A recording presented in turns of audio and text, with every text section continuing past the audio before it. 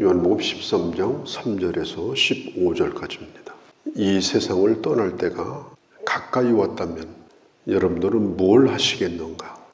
사람들이 죽을 때 가서 가장 후회하는 게 뭐냐? 사랑해야 될 사람을 평생 미워하며 산 거, 마땅히 충분히 사랑해야 될 사람을 덜 사랑하고 산 거, 그게 제일 후회가 된다고 그래요. 돈 많이 못 모은 거, 명예 못 누린 거, 그건 다 지푸라기고 건불더미에 불과합니다. 그게 무슨 소용이 있겠습니까? 하나님께서 주신 그 기회를 충분히 사랑하지 못하고 오로지 이기심으로 살아온 거, 내가 잘못 살았다. 세상 떠날 때 가서야 그걸 절감한다고 그래요. 그래서 내가 마지막 볼 수 있다면 마지막이라도 내가 당신을 사랑한다. 이렇게 말을 하고 떠나고 싶다고 그렇게 생각을 한다고 합니다. 그렇다고 보면 우리는 지금 잘 사는가 한번 돌이켜볼 필요가 있어요. 나는 지금 후회 없이 살고 있는가? 예수님께서 요한복음 13장이 시작되면서 1절, 2절에 보면 이렇게 말씀해요. 주님이 이 세상을 떠나기 전에 절박한 시간입니다. 어마어마한 고통과 아픔이 지금 눈앞에 다가와 있는 시간입니다. 육신을 가진 예수님으로서는 견딜 수 없는 그런 심적인 고통, 이런 모든 걸 다 뿌리쳐버리고 편한 길을 가고 싶은 그런 생각이 드는 생각. 그럴 즈음에 주님은 뭘 생각했느냐? 이 세상을 다가 떠나기 전에 하나님이 내게 주신 사람들을 사랑하되 끝까지 사랑해야 되겠다. 사도 요한은 예수님의 모습을 옆에서 지켜보고 예수님에 대하여 기록하기를 자기 사람을 사랑하되 끝까지 사랑하셨다. 요한이 그렇게 기록을 합니다. 자기 사람이 누굽니까? 택한 하나님의 사람들입니다. 사탄은 이 세상에서 자기가 주인이라고 주장을 해요. 하나님의 사람들조차도 자기 것처럼 그렇게 부려먹으려고 좌지우지합니다. 그런데 예수님은 이렇게 말씀합니다. 너는 끝까지 내 사람이다. 내가 택한 사람이다. 내가 너를 끝까지 사랑하리라. 예수님을 3번 부인하고 도망간 제자도 그래서 주님이 찾아오신 거예요. 너 나 3번 부인해서 너는 내 사람 아니야.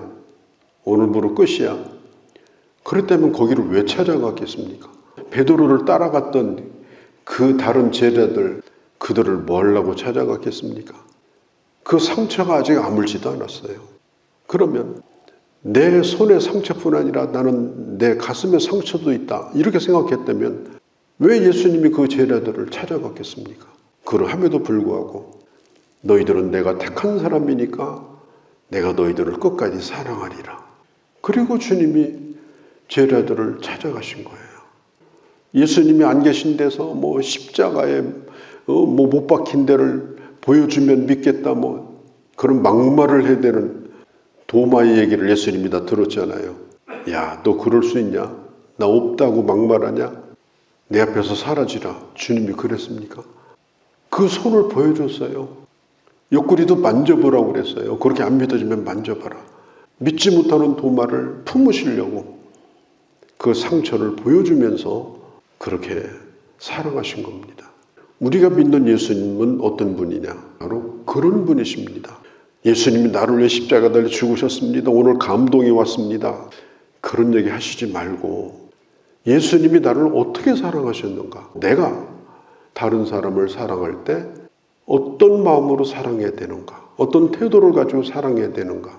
특별히 나에 대하여 적대적인 생각을 가지고 있는 사람들에 대하여 나는 그를 어떻게 품을 수 있는가? 십자가에 달려 죽으신 예수 그리스도를 생각할 때 그 예수 그리스도의 사랑으로 우리도 능히 품을 수 있어야 그게 예수님의 제자고 그게 예수님을 유대 나라는 너무나 건조하기 때문에 그냥 걸어다니면 발가락 사이에 먼지가 한 움큼씩 다 끼게 돼 있습니다. 발을 안 씻고서는 남의 집에 들어갈 수가 없어요. 어느 집에 가든지 그 주인을 대접을 해주는 것이 내 발을 씻는 거예요. 좀 지체가 높은 분들은 종들이 와서 씻어주고, 그러지 못한 사람은 자기가 씻어도 되고, 그러기 싫으면 서로 발 씻겨주면 되는 거고, 어떻든지 간에 씻고 들어가야 돼요. 더군다나 식사 대접을 받는 거, 그건 안 씻고서는 안 되는 일입니다. 그런데 마지막 이 최후의 만찬을 할 때 예수님의 제자들은 아무도 자기 발을 씻지 않았어요. 왜 그랬느냐? 누군가가 내 발을 씻겨주겠지, 이렇게 생각한 거예요.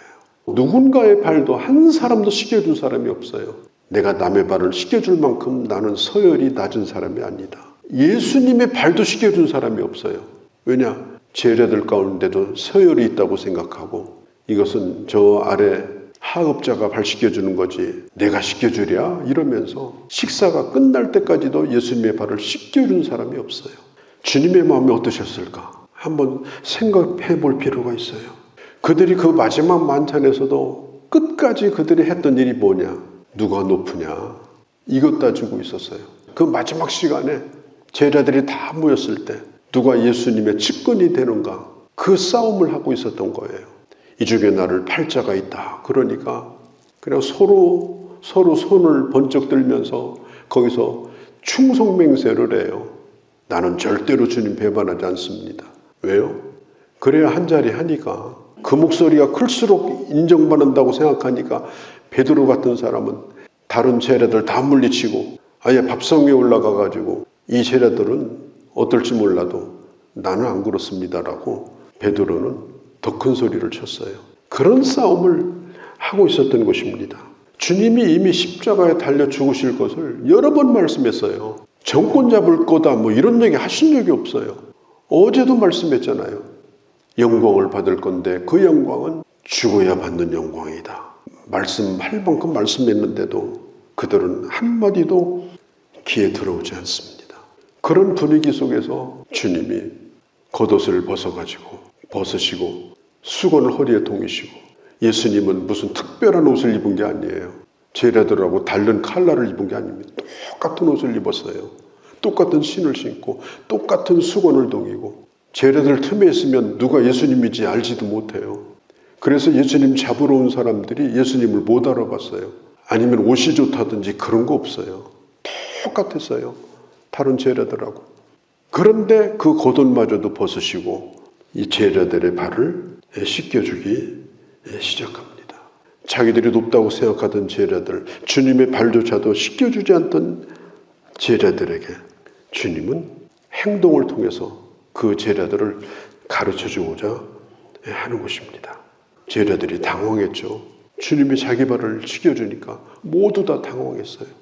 어떻게 이런 일이 있을 수가 있겠는가? 주님이 이렇게 말씀합니다. 지금은 내가 너의 발을 씻겨주는지 7절 말씀, 알지 못하지만 후에는 알리라. 왜 발을 씻겨주는지 지금 모를 거다. 내가 너의 발을 씻겨주는 대로 그냥 맡겨라. 내가 씻겨주리라. 그리고 다음에 네가 그걸 알게 되리라. 여러분, 어떤 가르침은 시간이 흐른 뒤에 아는 경우가 참 많습니다. 우리가 신앙생활을 잘 하는 것이 지금 당장 이 자리에서 모든 걸 다 이해하고, 왜 저분이 그 얘기를 했는가?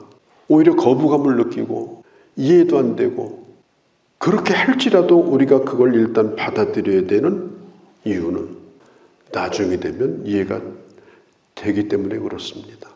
어떻게 알게 되느냐? 나의 성품과 나의 인격과 내 삶을 통해서 예전에 주님이 하셨던 말씀이 내 안에서 영향을 끼치고 있는 걸 보면서, 이렇게 되라고 주님이 그때 그 말씀을 하셨구나. 오랜 세월이 지난 다음에 모난 것이 다 깎여지고 깨지고, 그리고 나서 자기 자신에게서 그걸 발견하는 거예요. 그때는 잘 몰랐어요. 그런데 경험이 축적되고 연륜이 쌓이고 그러면서 그 말씀을 하신 깊은 의미를 그때 가서야 알게 되는 겁니다. 내 안에 주님이 하셨던 말씀이 오랫동안 머물러 있었어요.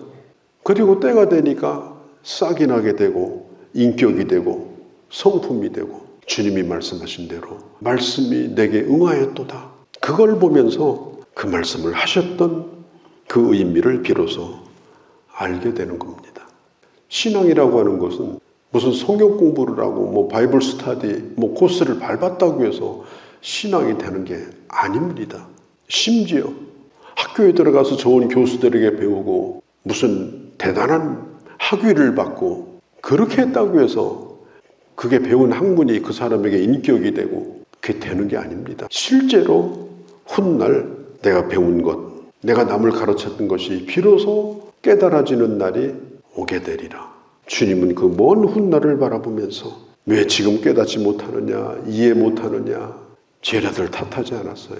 그러할지라도 일단은 보여주시고, 일단은 사랑하고, 일단은 섬겨주시고, 그렇게 하면서 끝까지 사랑하셨던 우리 주님. 그러니까 우리도 마찬가지예요. 하나님의 말씀을 받을 때 무조건 아멘 하셔야 돼요. 왜 목사님 오늘 저런 얘기 하시나? 그러면 정말 안 돼요.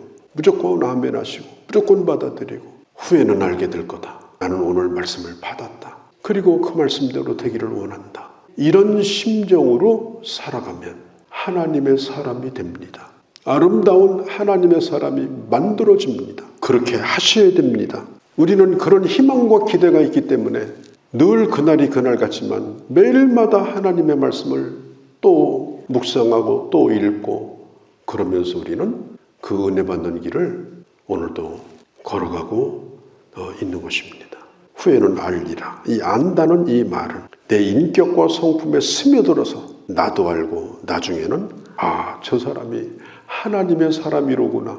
남도 아는 그런 수준에 이르기를 원하는 주님의 마음이 오늘 여기에 담겨져 있는 것입니다. 우리 주님이 말씀해요. 내가 만일 너의 발을 씻기지 않는다면 너는 나와 아무 상관이 없다. 쟤네들이 처음에는 막 거부하니까 그렇게 얘기했어요. 아니 발을 안 씻겨주면 상관이 없는 겁니까? 베드로가 깜짝 놀라서 그럼 주님 아예 샤워를 시켜주세요 그랬어요. 여기서 상관이 없다. 이 상관이 없다고 하는 말은 너와 나와 관계되는 것이 아무것도 없다 그런 뜻이에요. 발을 씻겨주는 것과 목욕하는 것은 달라요. 이 목욕한다고 하는 이 10절의 말씀 목욕한 자는 발만 씻으면 된다. 목욕한 자라는 이 단어의 뜻이요. 현재 완료 수동태 분사입니다. 이게 뭐냐면 과거에 일어난 일인데 지금도 완료형이에요. 지금도. 그리고 내가 그걸 한 것이 아니라 그렇게 시켜준 거예요. 그게 현재 완료 수동태 분사인데 이건 뭐냐? 과거에 목욕을 했어요. 그런데 누가 목욕했느냐? 어린아이가 목욕을 했어요. 누가 목욕한 거예요? 내가 목욕한 것이 아니라 엄마가 목욕을 시켜준 거예요. 그게 과거 완료입니다. 그게 수동태예요.